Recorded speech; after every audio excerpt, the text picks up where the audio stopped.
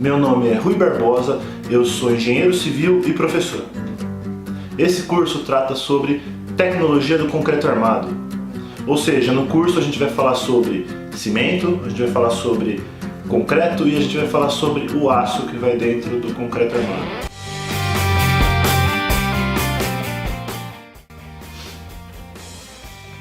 Esse primeiro vídeo traz definições importantes para a gente começar a entender sobre o conteúdo do curso. Por exemplo, o que é o cimento? O cimento ele é um ligante inorgânico, ou seja, um material que tem a função de ligar quimicamente todos os demais materiais que compõem o concreto. Você, nos seus estudos, vai encontrar quase todos os livros ou materiais que você vai consultar, vai estar escrito aglomerante ao invés de ligante. Vai definir o cimento como aglomerante.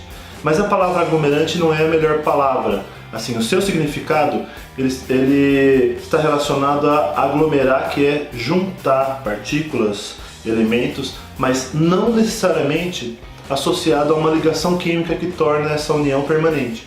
Tá? Então, o nome correto é ligante.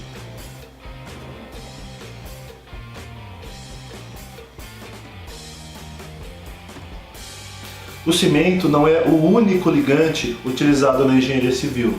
Também é bem comum o uso de cal e o uso de gesso. A diferença entre esses ligantes. O cimento ele é um ligante que ele reage quimicamente com a água. Então você mistura cimento, você mistura água, forma um terceiro material. Esse terceiro material, que é o cimento hidratado, quando você coloca ele depois de pronto, duro, endurecido, sólido, em contato com a água, ele resiste à ação da água, ele não é destruído pela água. Tá? Então por isso ele é chamado de ligante ou aglomerante hidráulico. Já o gesso na sua formulação ele também é misturado gesso e água. Só que depois do produto pronto, endurecido, se você colocar ele em contato com a água, ele não resiste, a água vai dissolver esse gesso endurecido. Então a gente chama o gesso de aglomerante ou ligante aéreo, porque ele só resiste à ação do ar. A cal, esse terceiro ligante, já é diferente, a química da cal. Você até mistura a cal com água, ela até hidrata, mas a reação química que vai conferir resistência à cal é chamada carbonatação. Então a cal hidratada ela vai reagir com o gás carbônico que tem no ar, que tem na atmosfera. Essa reação química com o gás carbônico é que confere resistência à cal.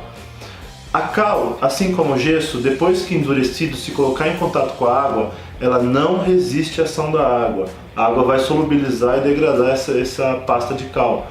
Então a cal também é classificada como aglomerante aéreo. Ela não resiste à ação da água, somente à ação do ar.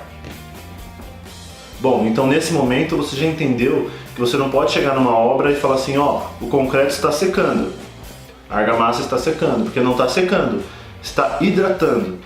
Tá? O concreto está hidratando, formando reações químicas para se tornar um sólido resistente.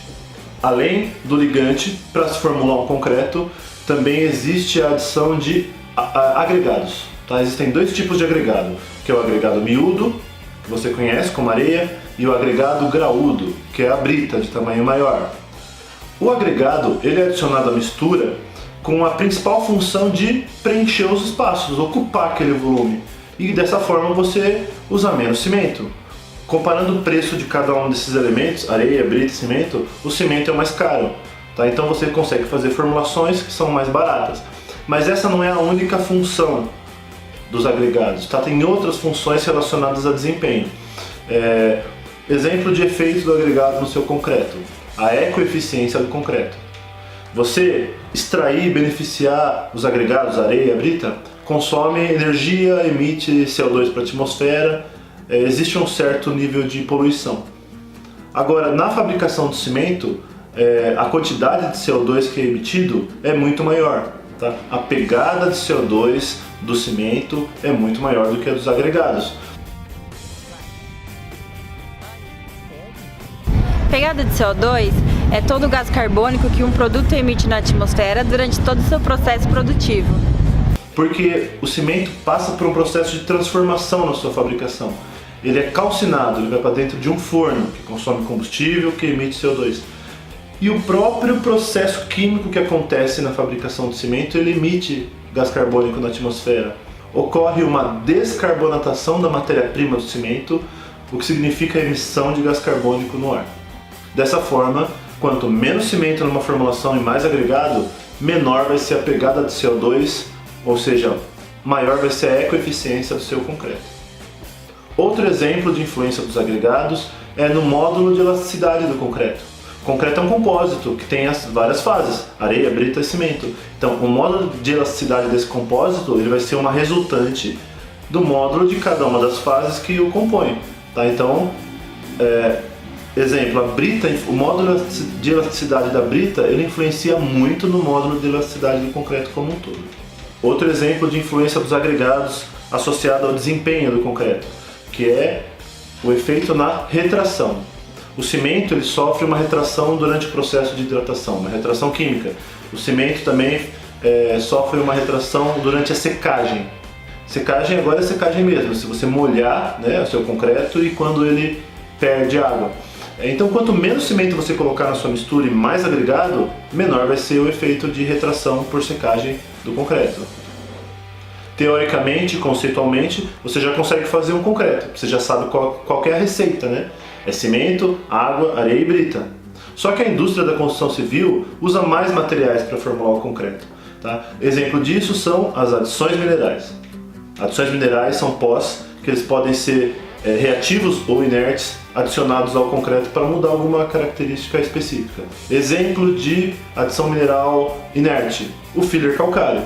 Você pode colocar partículas de filler muito pequenas, menores do que a do cimento, por exemplo, apesar de inerte, por ser pequena, melhora o empacotamento de partículas do concreto e com isso você tem menos vazios e mais resistência. Exemplo de adição mineral reativa, os materiais chamados de pozolânicos ou pozolanas, né? Como cinzas, que são cinzas também de outros processos produtivos, que são reativas mais a longo prazo, ou argila calcinada, ou materiais naturais que têm alguma reatividade como o cimento, e com isso faz com que ele ganhe resistência a longo prazo. Outro exemplo, escória de alto forno. A escória é um subproduto da indústria siderúrgica, tá? Mas ela é utilizada na fabricação de alguns tipos de cimento. E a escória também vai ser reativa a longo prazo, aumentando a resistência do seu concreto com idades de hidratação mais avançadas. Além desses materiais, também existem os aditivos químicos. Existem vários tipos de aditivos. Eles normalmente são usados para mudar alguma propriedade característica assim, pontual do concreto. Por exemplo, tem aditivo que ele reduz a retração por secagem do concreto. Então, se você está sofrendo com isso, tem risco de acontecer alguma fissuração na sua peça de concreto, você coloca esse aditivo e ele retrai menos. Tá? Existe também aditivo que acelera as reações químicas de hidratação e com isso o concreto fica endurecido mais rapidamente. Ou o contrário, existe um aditivo que chama retardador de pega, que ele faz com que as reações sejam mais lentas e com isso demore mais para o cimento endurecer. Então você tem mais tempo na obra para você misturar, para você lançar, você tem mais tempo para trabalhar. Existem os superplastificantes, que são aditivos que, adicionado ao concreto, faz com que ele fique muito mais fluido, com a mesma quantidade de água.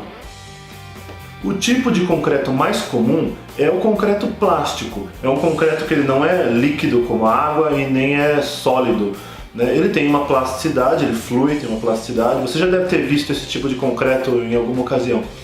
Ele, quando lançado na forma da obra, você tem que ter algum equipamento para adensar esse concreto, que significa fazer com que ele flua para todos os espaços vazios da forma.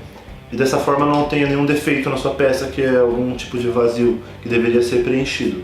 Mas esse não é o único tipo. Tá?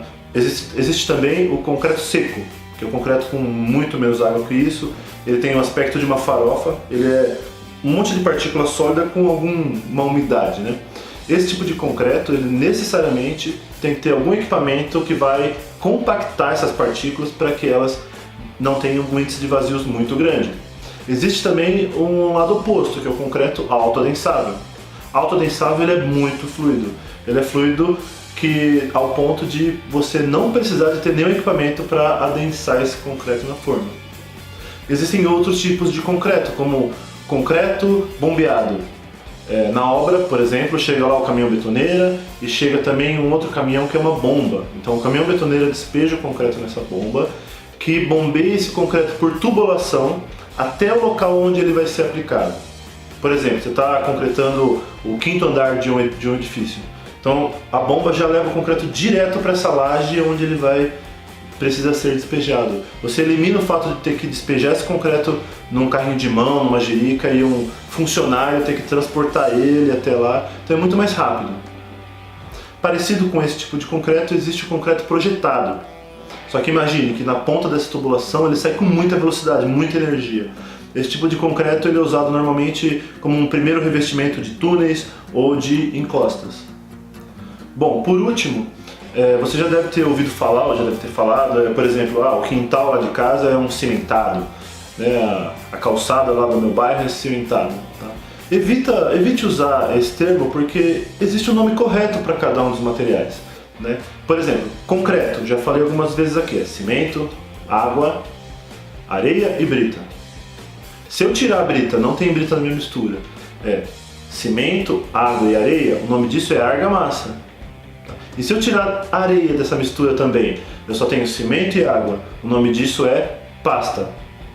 Esses nomes eu estou ilustrando utilizando como ligante o cimento, mas o ligante pode ser qualquer um dos ligantes que eu acabei de falar.